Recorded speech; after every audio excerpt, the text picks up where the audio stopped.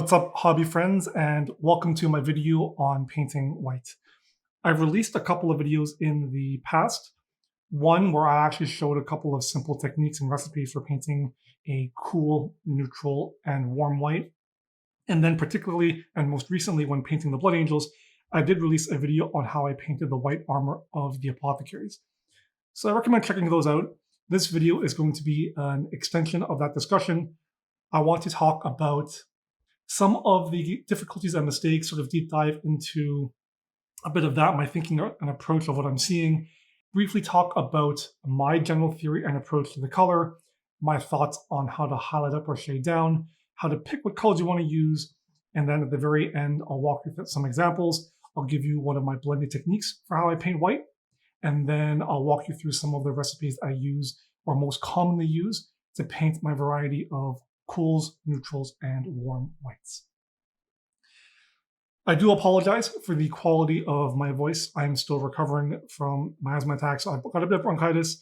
My throat feels a little bit scratchy, and it's probably going to come across in the audio quality as well. So for that, I do apologize.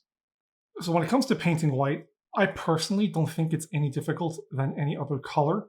As long as you understand how to approach painting white, you understand some of the difficulties and challenges that you will face, and then understanding how to overcome them. A couple of difficulties, I think, with working with this color. The first is the texture or the potential chalkiness of the paint.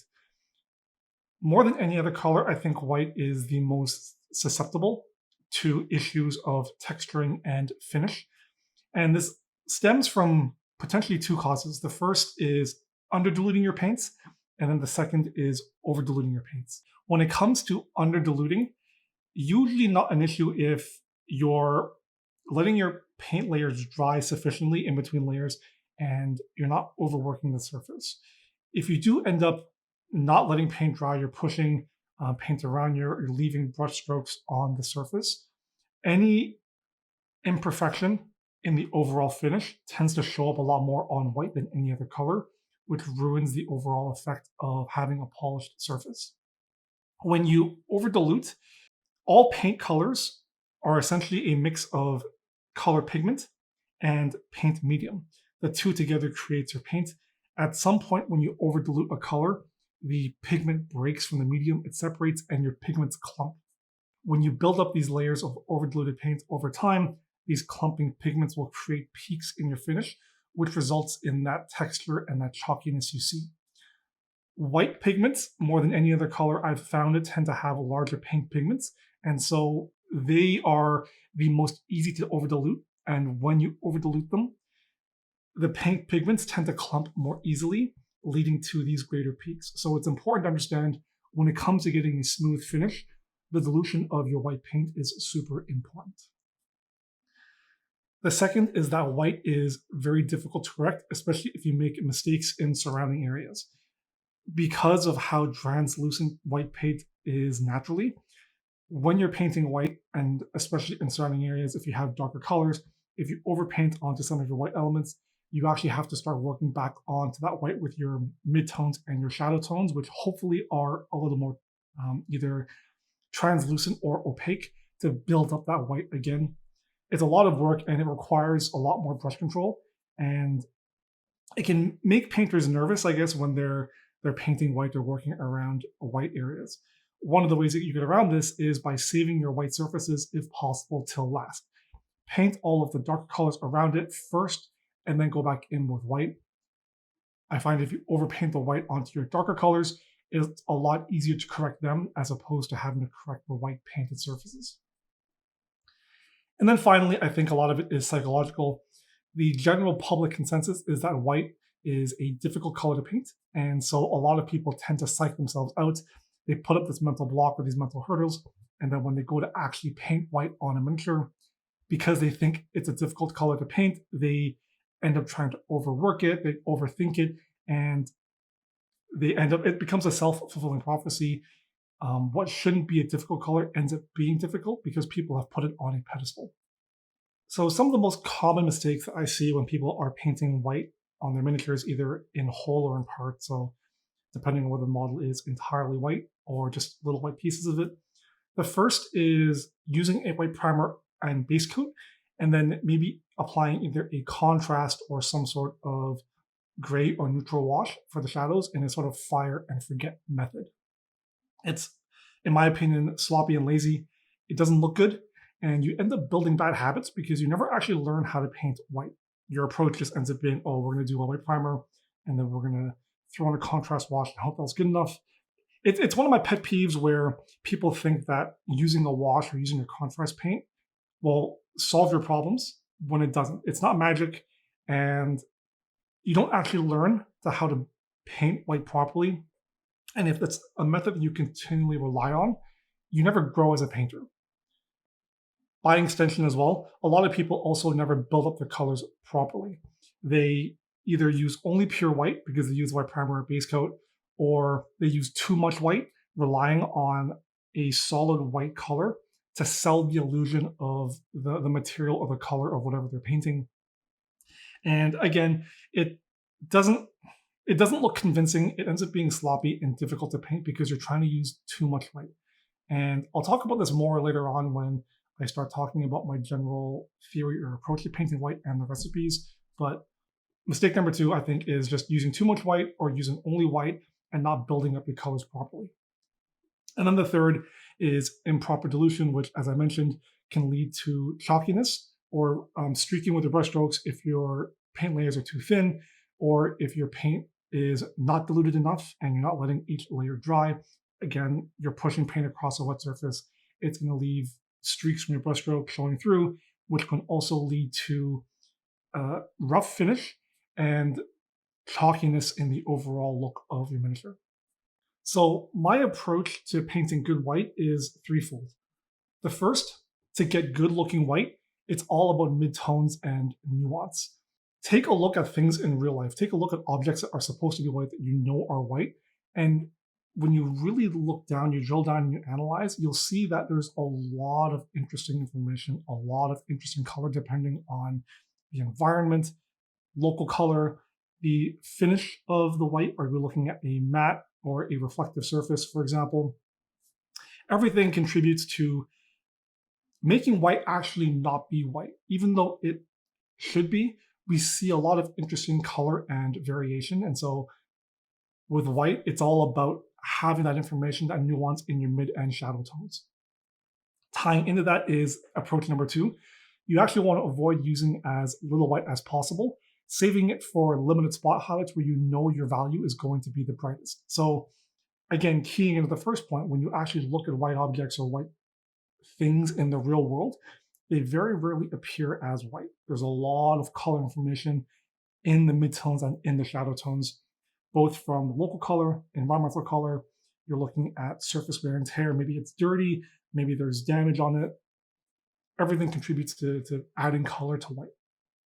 The second, pure white is by nature your brightest value. Having too much of it locks in your value as that brightest level, and it doesn't really give you a lot of room because you can't go up. You can only work your way down. You want to make sure that you are reserving that pure white for your absolute brightest values, and then for everything else, taking it a step down, using an off-white or working more into your midtones for the majority of your colors. And then third, you want to make sure that you start with a really good base color and you take the time, dilute your paints, and work your layers up. In doing so, you'll be able to get a smooth finish because you're not trying to work with white right off the bat, which is by nature a very difficult color. And then you'll also be able to work in those midtones and those nuances that I've been talking about. So since we're talking about what I think is a mistake, starting with a white primer and doing a fire and forget contrast wash or a color glaze, it brings me to an important question. Do we highlight up or shade down? Now, both can work.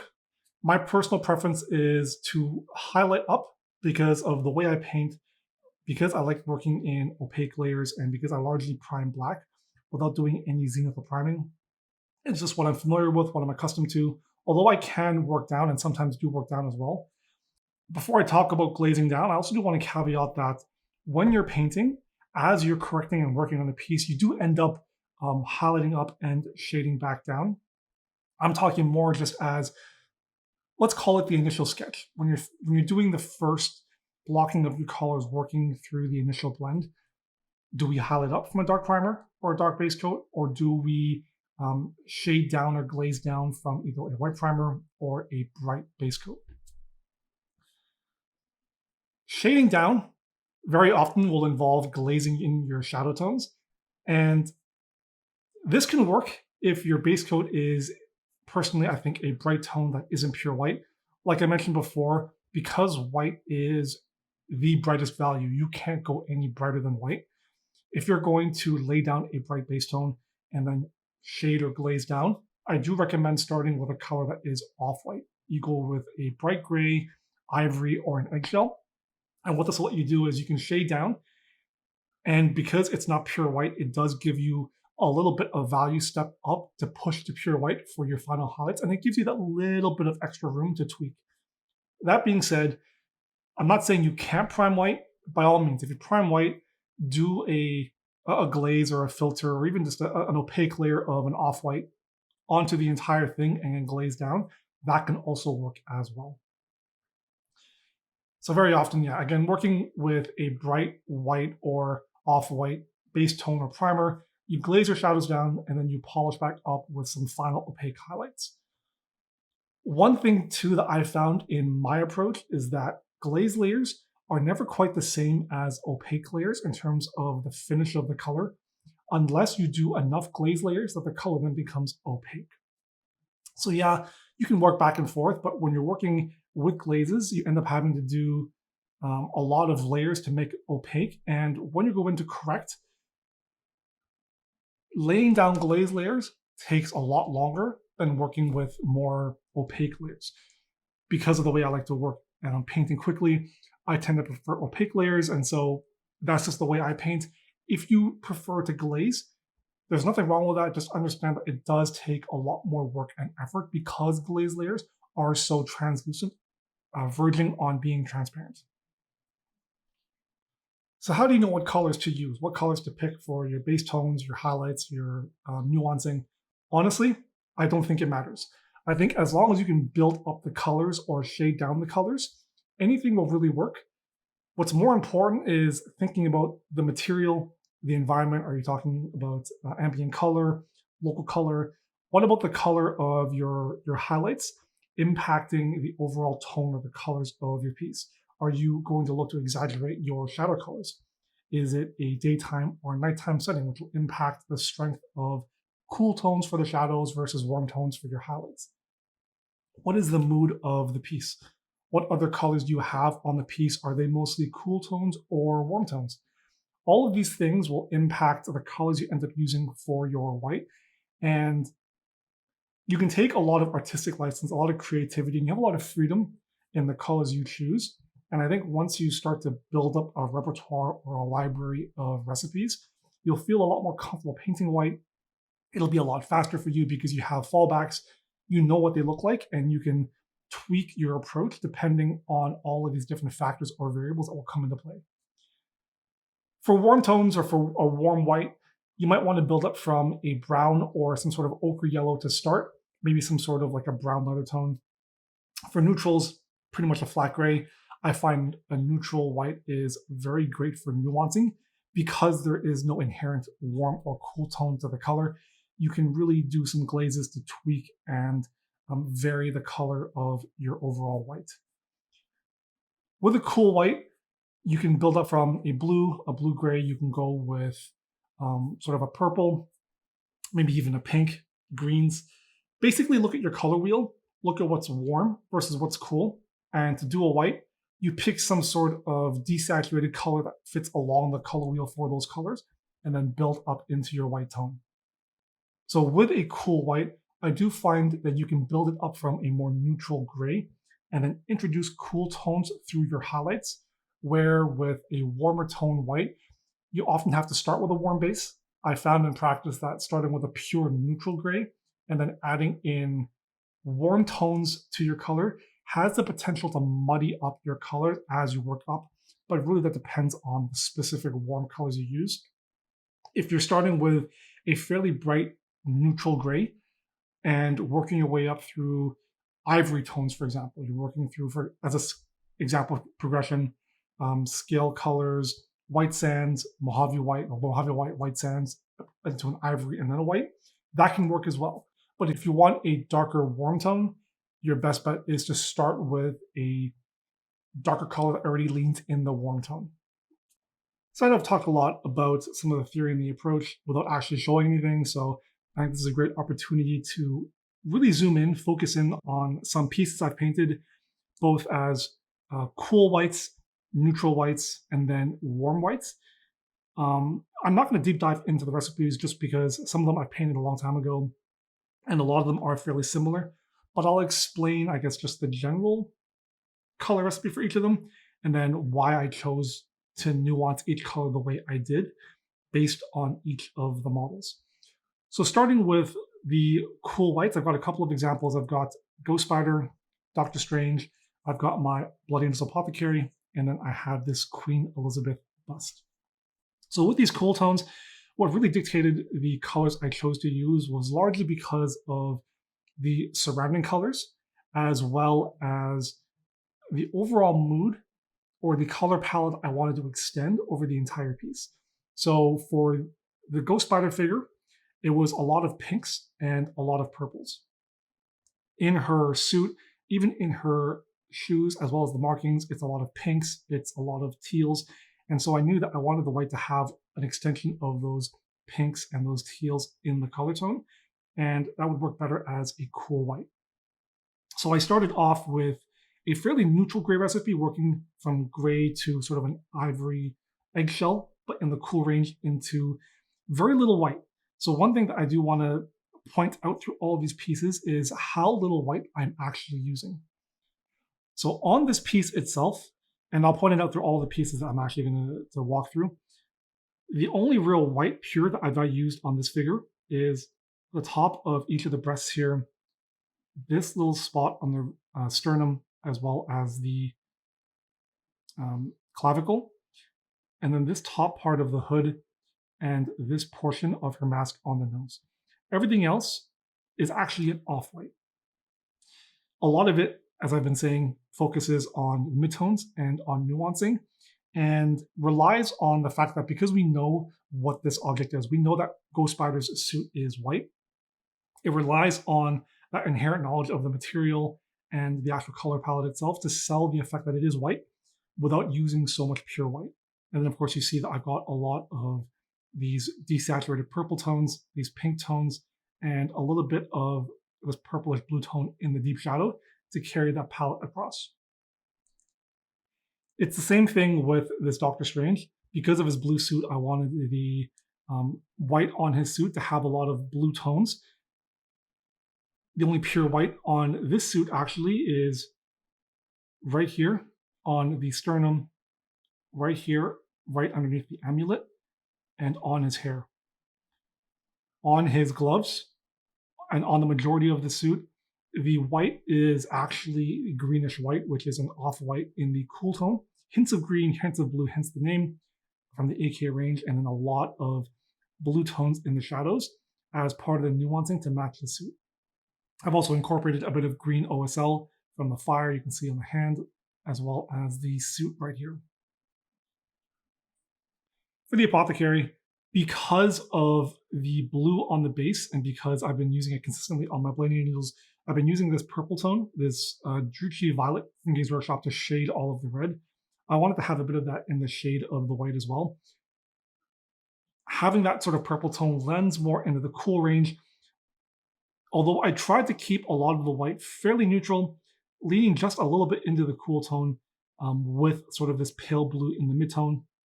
In terms of the actual pure white, we're looking only at tops of the shoulder pads here and on the helmet, as well as the top of the collar. The majority of the white on the suit is not even actually pure white. It's that pale blue and a greenish white color with a hint of white mixed in just to brighten it up. Very little white elsewhere. But because we know that apothecaries are white, and because we have these spots of pure white, even though the rest of the armor is fairly dark, in here it's pale blue into a medium sea gray with a hint of purple and nuancing in the shadow tone. it still reads as white. The material sells as white. Again, we're looking at mid-tone and nuancing. So for this Queen Elizabeth bust, I actually leaned a lot into referencing her coronation suit, her coronation dress, and I think the color references, it was almost a pearl color, not quite purely translucent, but it had translucent qualities where the shimmer of the dress in certain light gave it a pearl effect, and then depending on how thick the material was, you saw a bit of that skin tone showing through. So for example, in the collar, and then it's not shown on the bust here, but looking at more full-size photos of the Queen Elizabeth dress, you saw parts of what I thought were skin tones peeking through depending on the thickness of the dress. I believe it was closer on the legs near the bottom where the material did thin out. So I used a lot more white on this piece, predominantly on the collar into these folds here, as well as on her bodice. We're looking at the tops of the breast and then a lot of the folds here. I used a lot of pure white. And then what I did was a lot of soft nuancing using a variety of warm tones and cool tones, depending on whether we're looking at selling the more skin tone effect, whether we wanted something that was more pearlescent, and then depending on shadow tones, wanting it to be more in the cool blue range, a little bit of hints of purple. What I found to really sell the pearl effect of the material was that variety of color. And so what I did was I made sure to introduce a lot of those different tones, warm tones in the front, more cool tones in the back, and keeping it very soft, very subtle to have that nuancing, but still maintain that white. This is one of those figures where pure white was kept, especially on the edges and in some of these flats in the front, purely because of the vibrancy I wanted in the dress, but then making sure that a lot of my mid and shadow tones had that nuancing to make sure that it wasn't pure white throughout the piece. So for the neutral white, it's a fairly simple recipe you're working through, depending on how bright or dark you want the white to end up being, from a mid-tone gray all the way to white, or a dark tone gray all the way to white. And what I found with having a neutral white as the base, you have a lot more flexibility with your nuancing, largely because you don't already have tones in your highlights and your shadows that will impact the nuancing you're putting on top. Less so an issue with cool whites, more so an issue with warm whites. I found that nuancing with warm whites can get very difficult and very muddy, largely because of the interaction of warms and cool tones. It can create some interesting color combinations, whether intended or not. So at least personally, I found that if I do think I'm going to be doing a lot of nuancing, relying a lot on a lot of doing a lot of glazes to create subtle shifts, I lean more towards having a neutral gray to work with as my core recipe and then applying that nuancing on top. So for example, on this She-Hulk miniature, you can see that on the back, I've gone fairly dark, very dark gray. I believe this is an ash gray or a basalt gray from AK, working my way up to, I would say, I think this is a pale blue with a hint of greenish white in the back and nothing else. But because the suit in the front as well carries that white over, even though it's still so dark in the back, it reads as white. In the front, I don't think I've actually used pure white in the recipe at all. I mixed in white into my brightest highlight color, which I believe was greenish white, and focused it mainly up here. But in my mid-tones and in my shadow tones, you can see it's a lot of grays leading very much into a dark gray. I've got a bit of a cool tone in the shadow tone here, largely because of the overall cool shadows I've applied to the entire piece. But the recipe overall is a very neutral color palette. But you can see that it still reads as white, even though there's so much variation, and it's not, in fact, no pure white at all in the overall recipe. I do the same thing on Black Swan here, where it's a neutral gray recipe where I introduced a bit of a warm gray tone as part of my nuancing for parts of the cape. And I also have a bit of cool nuancing from energy effects, a bit of OSL, just as well as my deep shadows. I went for a more shiny material for the armor. So you can see that the way I've approached the highlighting and the reflections, especially on the armor, it's almost like non-meta metal. You can see the lines of highlighting contrasted with mid-tone and dark tone lines alternating to really sell that sort of shiny effect. It's pretty much like painting non-meta metal or any other reflective surface, and when in doubt, I highly recommend looking at references. On the cape, where the material is softer, I've gone a little less high contrast for the most part, although because of the way that the folds are, especially in the back, I do, for stylistic reasons, jump from mid to bright tones fairly frequently. I think what saves it reading from being too shiny is the fact that it's not a immediate jump from bright to dark, especially in these segments of highlighting or in shadow. So even though the bands go from bright, dark to bright, within those bands of bright, it's fairly subtle. Within those bands of dark, it's fairly dark. And then because we're seeing the material, we're seeing the object as a cloak, we're not reading as supposed to be reflective. So I think those two things in combination help to sell the effect that this is non-reflective, even though it's still kind of jumpy in terms of contrast.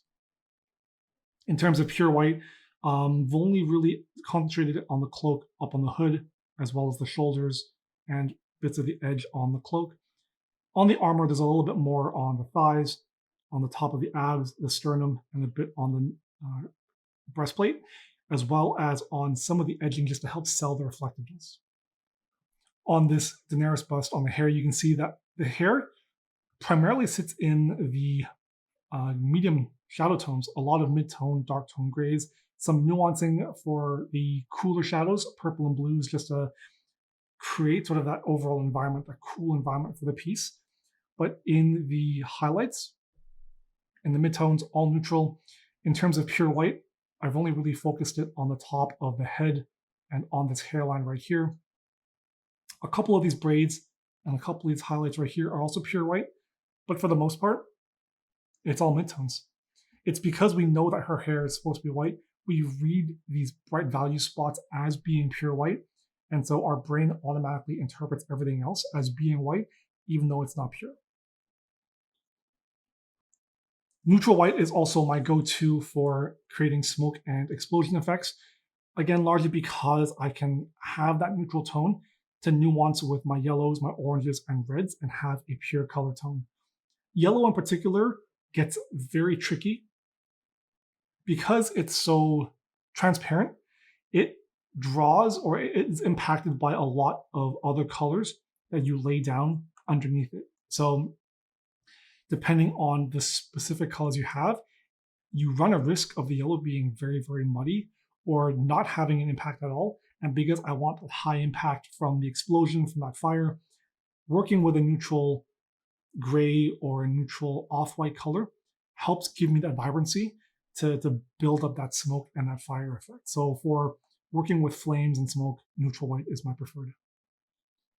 And then finally, warm whites. For these, I wanted specifically a dirtier and grittier white. And so a lot of the midtones and the dark tones are a lot more intense, and more so than my cools and my neutral whites, these can read as off-whites or dirty whites. A lot of these areas still read as white, particularly in the lab coat of Dr. Connors. I've used white here a lot in the top of the collar, top of the shoulders, and a bit of the sleeves, just to really indicate that, yes, this lab coat is white, and the color that you're seeing on the rest of the coat is as a result of grime and dirt and just sewage from the sewer water and the environment that he's situated in. This is a great way to sell information and to create a narrative that this white lab coat isn't quite pristine and has seen quite a lot of use and a lot of wear. It's got a lot of buildup of dirt and grime and sewage, and that's creating this color tone that we're seeing. I used a lot of khaki colors and a lot of ivory colors for my initial base coat.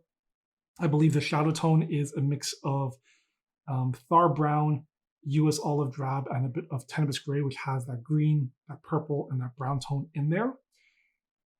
The Thar brown is sort of that brown khaki color that you're seeing a lot in this midtone. And then in the nuancing, I threw in purples, I threw in greens, very subtle, especially in where it comes in contact with the tail and the sewage water.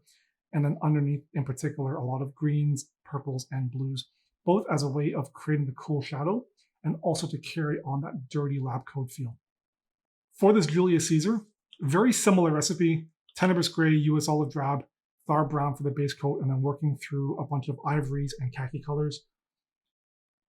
There is almost no pure white on this cloak. I've mixed in pure white into my highlight color, which I believe was white sands, and then concentrated that a little bit on the front here, top of the collar, and a bit of the shoulder. But what I really wanted to have on this was exaggerated shadows. Because a lot of the historical pieces I see tend to have a softer jump in terms of contrast from your brights to darks, and because I'm used to painting a fantasy color approach, I wanted to have that high contrast. I wanted to have my dark darks contrasted with some bright whites. And then I didn't want to go all the way to pure white because I wanted to contrast with some of the non-metal metal on his wreath here, as well as his armor. So I chose as artistic choice not to go to pure white. The end result does result in a bit of a more khaki color or a khaki tone for the tunic. It's not quite, I don't think, dirty, although you could certainly read it as a bit of a dirty white. It may have seen a lot of use. Ancient times, they don't really clean it as well. And then maybe some of the darker shadow tones from the environment also contributing to the exaggerated shadows. But you can definitely see in first impressions, it could read as white. Our knowledge of the Roman tunics tend to be that they do wear pure white and red. And so some of that inherent knowledge of the material also factors into the way that we interpret this as a warm white. So I've got a couple of color recipes pulled out here. 3 of these are my go-tos, and I've got a couple of extras for the cool and the warm that I've tried before that I really enjoy, but are a little bit more specific in terms of the overall color or finish they provide. These are by no means definitive, but they are the recipes I tend to default to when I'm painting either a cool, a warm, or a warm tone white. And then of course I vary it up both in terms of the actual recipe and the nuancing depending on all the variables, things like environment, the mood of the piece I'm telling, the overall color palette of the entire piece, some other local colors, etc.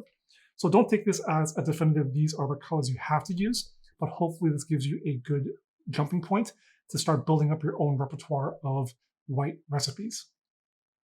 So for painting a cool white, my default tends to be medium sea gray as the base tone, and then I highlight up through pale blue, greenish white, and then into white. I don't mind doing a little bit of mixing. So when you go from the pale blue to the greenish white, there is a bit of a value jump. It requires a bit of color stepping in between, but for the most part, you can work through the 4 colors pretty easily.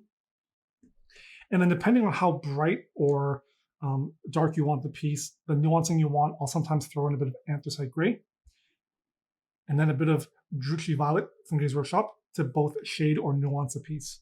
So you can definitely see this in the Apothecary that I painted, as well as the Doctor Strange. It's just these 4 colors.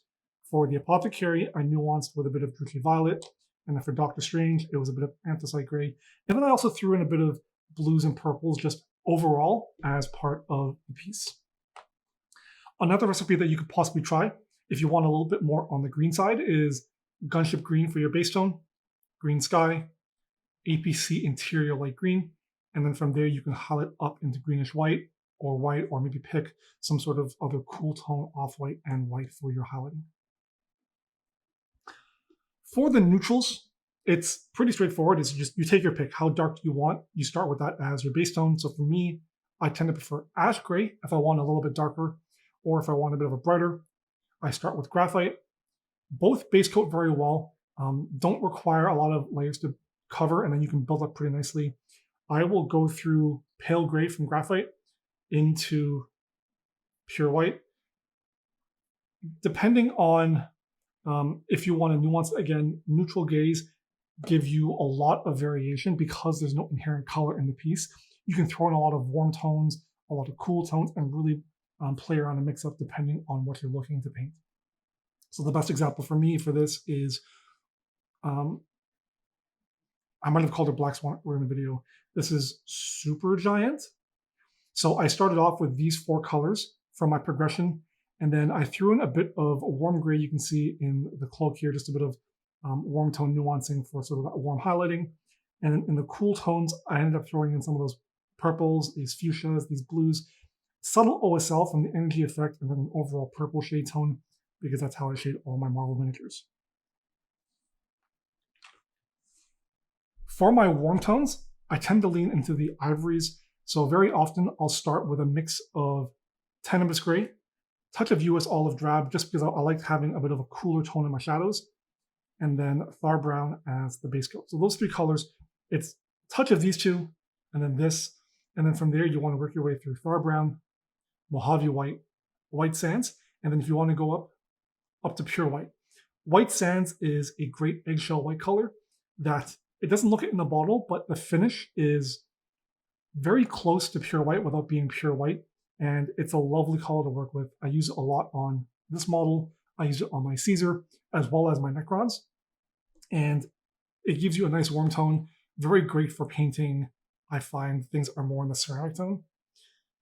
You could swap out the white for something a little bit more in the yellow tone, like an ivory. And if you want a little bit more sort of a yellow tone for your white, you can start with something like Decomposed Flesh, Pastel Yellow. I like using Heike Yellow. It's a little bit brighter than the Pastel Yellow, a little bit more in the white tone.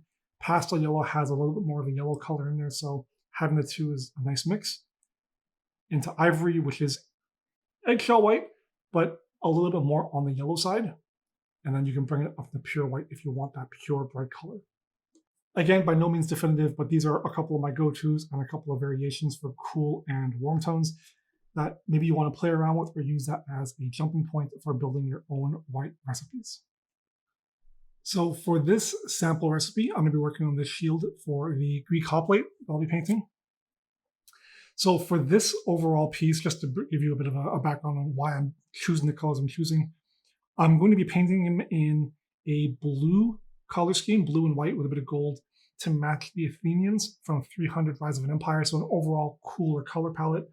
And I want the environment to sort of be not quite a desert, but like a grassy plains color, so warmer highlights, but cooler in the shadows. So we're going to be doing a mix of a sort of a cooler in the shadows white with a bit of warmth in the bright tones.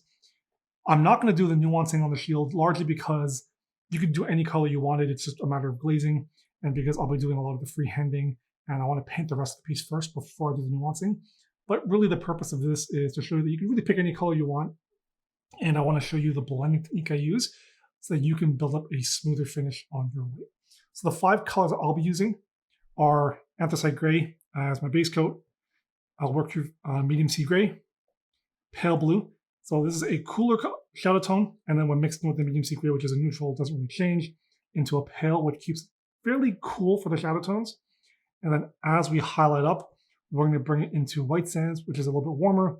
And then I'll finish up with just a touch of white, but not too much, mainly focused on this bright edge right here. But for the most part, White Sands is going to be our predominant highlight. So I'm going to start with my Anthracite Gray, and I'm going to mix in, we'll call it 50-50 with that Medium Sea Gray just for the base coat. I don't want the shield to be too dark, except maybe on the underneath. And we'll work on doing a base coat. I'm using a nice big fat brush for this. You can definitely use the airbrush to apply your base coat, but I'm going to show you that you can do it by hand as well, and it's just a matter of diluting your colors and building it up.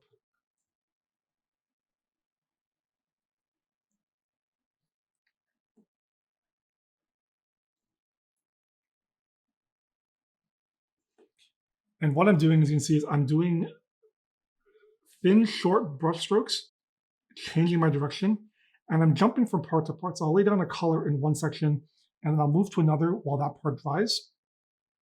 And then for each part I paint subsequently, I'm making sure that the paint first is dry underneath. And then I'm also changing up the brush stroke of the layer I put on top. So if I went, for example, here, I went this way for my first layer, I'm going to go this way for my second layer. And this way, as I'm building up that color, and as I'm building up those layers, the changing in brush strokes helps to hide the brush strokes and build up a smoother layer of color.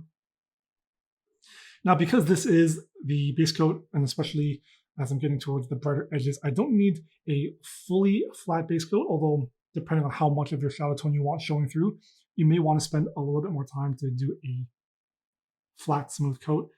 I'm only really making sure that my underside, this bottom part right here, is a consistent flat tone. And I think right on the edge here, I'll just give it a darker lip. Because I'll be doing freehanding on the shield, much like the artwork here, you can see the inset. So I'm really only concerned about this inner portion of the shield. The edges, I'm not really that worried about. But I do want to make sure that I take my blending all the way to the edges. I want to do the freehanding. I have room to cover up. Once that's dry, I'm going to start mixing in more of that medium sea gray. And you want to keep your paint nice and diluted. And again, each layer that you apply, you make sure that it's drying before you apply the layer on top of it. So you want to work on a number of sections so that you can apply a layer of paint, let it dry, and then move on to another area while it's drying and work back and forth.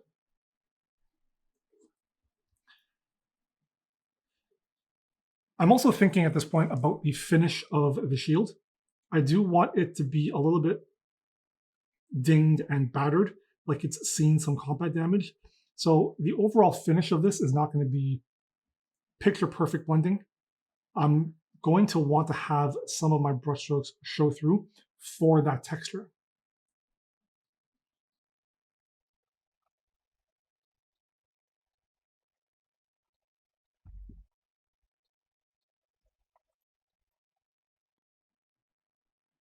Now, as you're laying down these colors, continually working up, the brighter you go, you really want to make sure that you're not leaving paint particles or chunks to dry on the surface.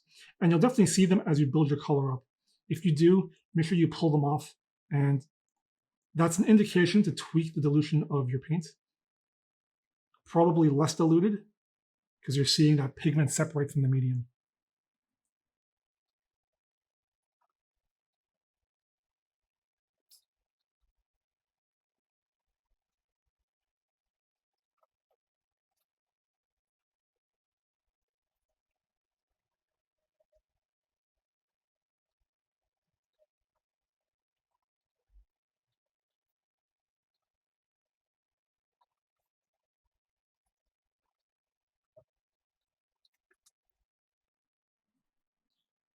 So from the medium sea gray, I'm going to start mixing in pale blue. The paint's a little wet here still, so I'm just going to make sure that I don't apply any new paint until it's dry.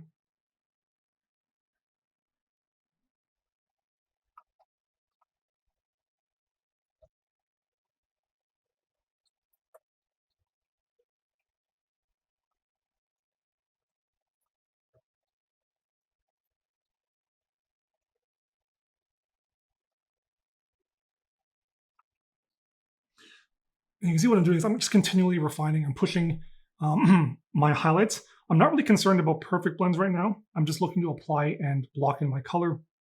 So you can see particularly in the bottom, as I apply this color, I'm finding I do want to brighten up the bottom portion of the shield. And so all I'm doing right now is I'm just sketching in and blocking in these colors, not being too concerned with the transition just yet.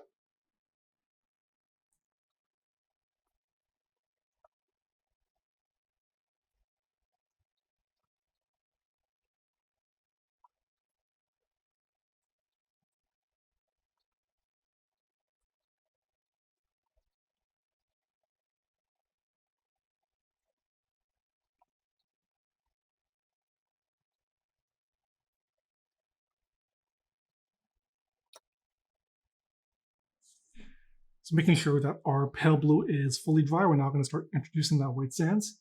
I'm not going to jump immediately into it, but I do want to make sure that I mix it. I'm going to start with probably a 70-30 mix of the blue to white sands, and we'll just get a feel for how it sits on the actual shield itself.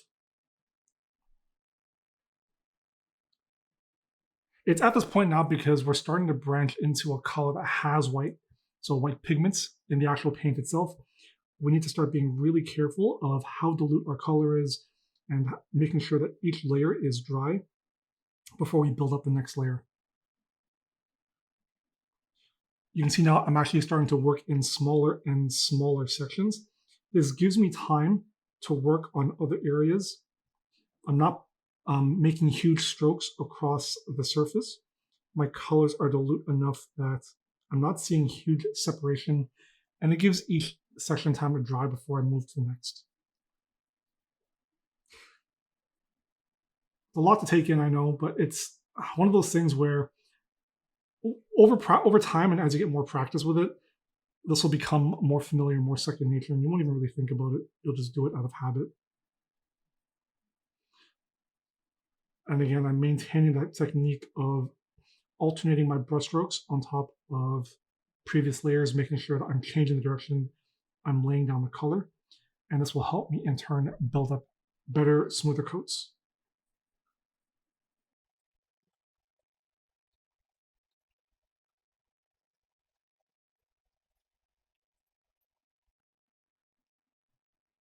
So around the middle of the shield, I'm keeping my mix still around the 60-40, 50-50 mix. But as I get brighter up into the top of the shield now, I'm going almost directly into the white sands. White sands, once you dilute it a bit, because it has a lot of that white in there, tends to stay fairly transparent. It's not invisible, but it does take quite a number of layers. Quite a number of layers to build up. So I'm okay with dilution to start just jumping straight into the color, knowing that I can still build it up, and it's almost like a bit of feathering glazing happening here. Depending on how fully dry the layer underneath is, there is a touch of wet blending as well. But I do try and make sure that the layers are fully dried, so it's not really wet blending.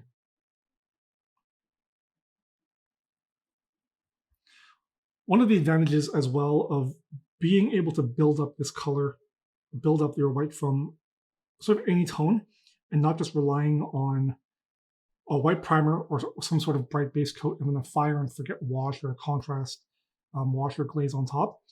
When it comes to correcting or adjusting or tweaking, you have a lot more confidence and a lot more ability to go back in afterwards and correct. Very often people who do that white primer and then a contrast wash aren't able to correct that white on top. And once you've done that finish, that contrast wash on either the white or an off-white, it's almost impossible to correct and go back in. If you were to make a mistake on a neighboring part, let's say, for example, you're painting a miniature that's black and white. You paint the white, you do your prime white, and then you do a contrast wash.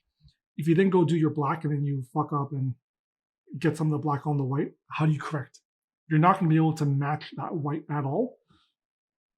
It's going to be very visible, because if you go in with pure white and then do another glaze on top, you're going to darken the glaze where you've done multiple coats of it now, or you leave it pure white and it's going to stick out like a sore thumb.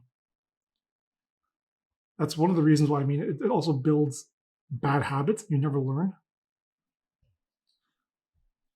You want to make sure that you understand and you know how to build up these colors so that it just makes correction easier. It gives you that confidence, and then believe me, if you can tackle white, you can tackle pretty much any color. And I say that with the caveat that I don't think white is inherently special. It requires a little bit of extra understanding, but it's no different than painting any other color.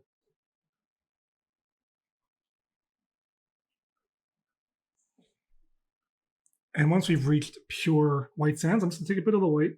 Again, brightest value, and because I know on this piece, a lot of it's not going to be in direct sunlight or the highlights, I want to make sure that I'm not over exaggerating some of the value just yet. So I'm just going to put a bit of white right here on the top edge of the shield. I'm not even sure how much of this will actually show through in the final piece, because we're going to have that freehand gold trim that runs around. But for the purposes of this tutorial, I just want to show you how I apply it. And I would say my paint dilution probably right now is not even 50-50. I would say 70-30 paint to water, plus whatever moisture is on my wet palette.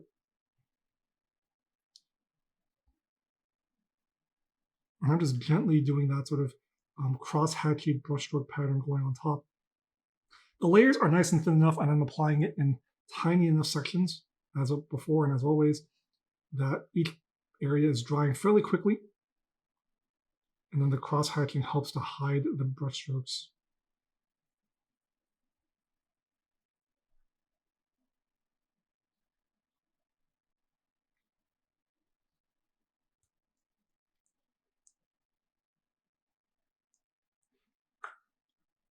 And then once that's dry, now it's a matter of, depending on how smooth we want our finish, we can go back in and using a combination of opaque layers and glazing, start to smooth out this transition. So there's two ways you can go about this. You can do it by hand, or my preferred method, especially on something as simple as this, is to use the airbrush. I'll show you how I do it by hand. It's not overly difficult, although it does require a little bit of brush control and a little bit more confidence in glazing. So we're going to start by mixing in a bunch of our mid to shadow tones. So I'm going to start with a bit of pale gray or pale blue with some medium C gray. And I'm going to now start to dilute it a little bit more. We'll call it 50-50.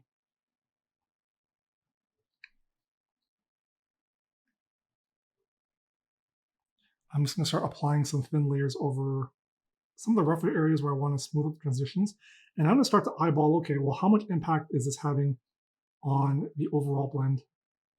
How much more do I have to go darker? Maybe I have to start mixing in some of the anthracite gray. And basically what's happening here is we're mixing in some of the intermediary colors. We're laying it on top of these rougher areas. And what's happening is because the layers are so translucent to transparent, when they dry, they're not drying fully opaque, but they're impacting them. They're creating these softer transitions where the pigments overlap to create a bit of a smoother blend. By doing it over and over again with a lot of thin layers, we can start to really smooth out our blends and make that transition much, much smoother. Depending on how much you dilute, the layer will be thinner, ergo the finish or the transition shift you're creating will be softer, but it will mean you also have to apply more layers to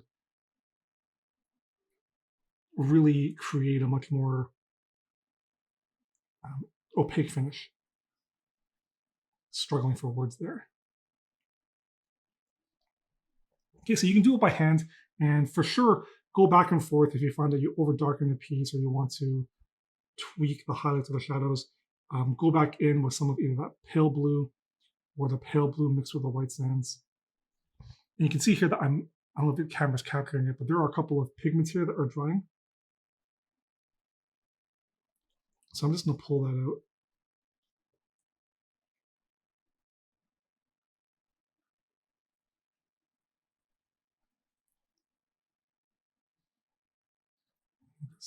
Be just a touch brighter again, so I'm taking that pale blue with the white sands and mixing it back in. And you can really see the advantage of being able to go back in and correct. Because you're working with translucent and opaque layers, you can really go back in and correct. And you can mix back in the colors and get that finish and match those colors. Not something you can do with a fire and forget wash. So another way that I like to do my sort of smoothing of lenses, as well as some nuancing depending on the particular area, how easy it is to airbrush, I use the airbrush. Basically what you do is you take a very diluted mix. So this is probably 5 or 6 parts water to 1 part paint. The paint itself is a 50-50 mix of my medium sea gray and my pale blue. I've got my compressor set to about 15 psi. And the technique is basically we're using the airbrush to spray a little bit of color. So we pull back, release a bit of color, and then air dry. Pull back, release a bit of color, and air dry. The low psi means that we're not going to spider or spray too much of the water and air mix across. And then the low psi and the dilution means that we can slowly build up that very thin layer of color, just like if we were glazing by hand. You also want to make sure that we're spraying from underneath the shadows instead of from our highlight direction, so we maintain our highlight colors. And what you want to do is you want to start spraying with the midtones and work your way into the darks. And just like glazing by hand, soft layers, air dry each one, and you can slowly smooth those transitions. This doesn't always work for more detailed areas where you might actually have to go in by hand and do it. But for large flat surfaces like this especially, just make sure that you dry each layer. So we're not all doing a spraying here. You want to make sure it's dry before you apply the next thin coat.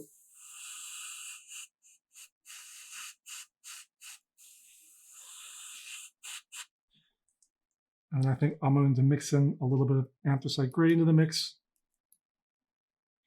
Make sure that we add some water to properly dilute it. And you can see I'm really just eyeballing it. There's no, like I say 5 parts water to 1 part paint, but really I'm just eyeballing it. I have a piece of paper towel on the side where I can spray and I can test the color, and really you want like a thinner than watercolor consistency.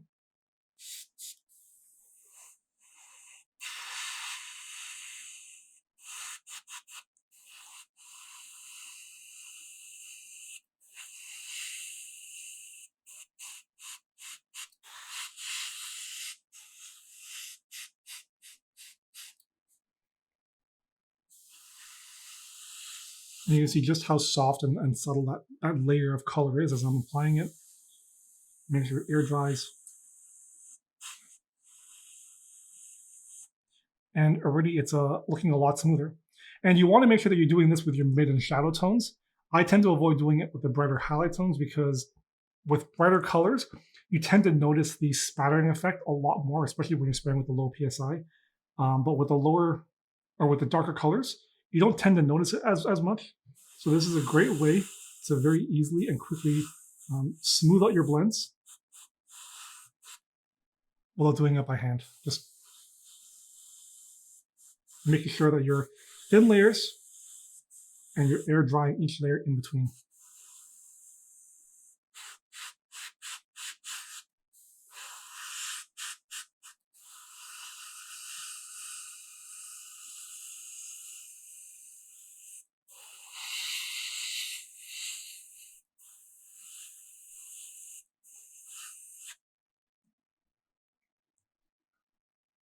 And I think for this shield, that's about as smooth as I want to make it. I'm loving the texturing that's happening here. The imperfections make it feel like the shield has a lot of surface imperfections and marring. And then that in combination with, I think, the freehand I'm placing on the center will create a lovely textured finish that I want. And I'm saying textured because this is the texture that I'm creating. This isn't texture on the actual surface of the shield itself. So this video did end up taking a little bit longer than I thought it would, just in terms of the video length. A combination of going through the examples as well as showing the actual blend technique I have on an example shield did end up taking quite a bit of time. So use the timestamps below if you need to jump back and forth between different clips. I do apologize for the length, and I do again apologize for my vocal quality. Again, just suffering from that bronchitis means my throat is a little scratchier and it's difficult to talk for long periods of time. But that about wraps up for this video. I hope you were able to take a lot from it. I hope it helps you unlock painting white as a color, helps to demystify it, simplify it, and take it off of that pedestal. Again, painting white isn't very difficult. It's just about understanding how to approach the color. You have to thin your paints down. Don't use pure white. Build up from darker mid and shadow tones. Make sure you're diluting your color and you're relying a lot on your mid-tone and your nuancing to achieve the depth of information that makes white so interesting to look at and to paint. Thanks for watching. If you enjoyed the video, make sure you give it a like. Subscribe to the channel for more weekly content.